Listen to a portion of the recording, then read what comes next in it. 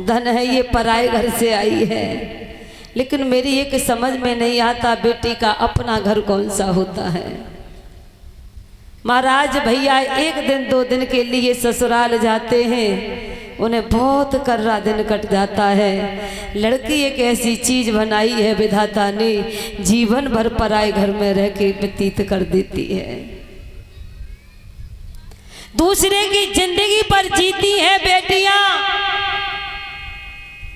न मानो तो घर घर में जा कर के देखो, जो भैया लोग कहते हैं वही करना पड़ता है बेटियों को, वही करना पड़ता है मेरी माताओं को। अपनी जिंदगी की स्वयं जिंदगी नहीं जी पाती हैं।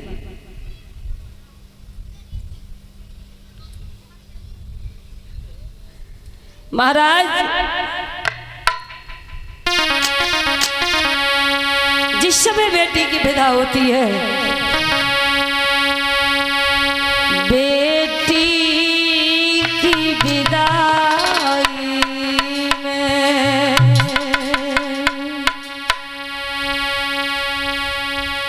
दिल सबका रो जाए,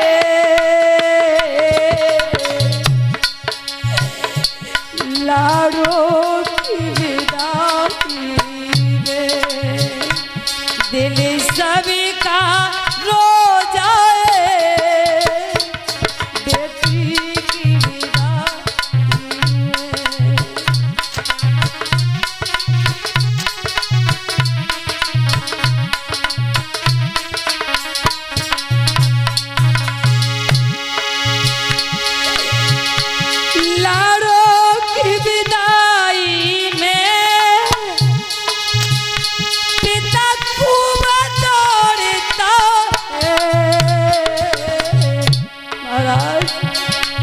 बेटी की जब शादी होती है ना, 1 महीने से पिता शादी में जुट जाता है।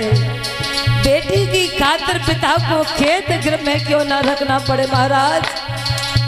इधर से कर्ज लेता है, खेत गृह में रख देता है, खेत बेच देता है, लेकिन बेटी की मंगत को पूरा करता है।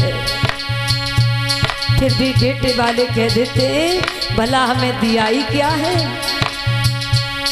मेरी समझ में नहीं आता महाराज, जिस व्यक्ति का खेत भी गिर में रख जाए, खेत गिर में रख करके तुम्हें अमानत में दहेज दे दे महाराज, वो जीवन भर तुम्हें दुआ नहीं देगा। महाराज एक बार खेत गिर में रख जाता है तो कह तो बिच के ही पिंड छूटेगा, मैंने किसी का खेत छूटते हुए नहीं देख पाया।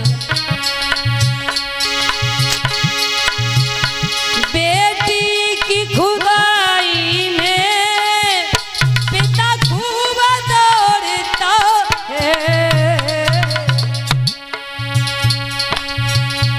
लाड़ो जब चली जाए, बेटी जब चली जाए, पिता कौन में रोता है, लाड़ो जब चली जाए,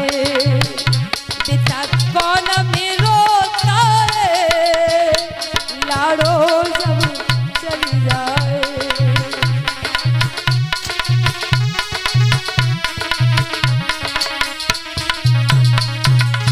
महाराज बेटी की विदाई में माँ खुशी मनाती है, कल मेरी बेटी पढ़ाई हो जाएगी, दीदी घर चलो मेरी बेटी की हल्दी लगवा दो, दीदी मेरी बेटी के ये शुभ काम करा दो। माँ बड़ी खुशी मनाती है महाराज। बेटी जब चली जाए, लाड़ो जब चली जाए, माँ फूट के रोती है, बेटी जब चली जाए, माँ फूट के रोती है, लाड़ो जब चली जाए।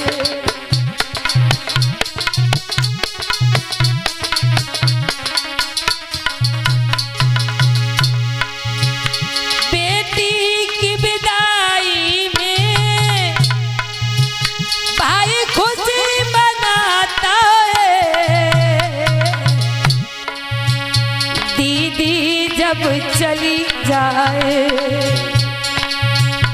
बहना जब चली जाए, भाई मुड़ मारता है, बहना जब चली जाए, भाई मुड़ फोड़ता है, दीदी जब चली जाए।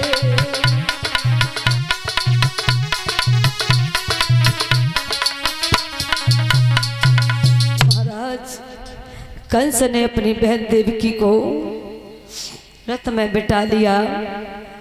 रथ में बैठकर मेरे भैया स्वयं रथ को हाँकने लगा। गांव से बाहर रथ निकल ही पाया था, तब से एकदम आकाशवाणी हुई।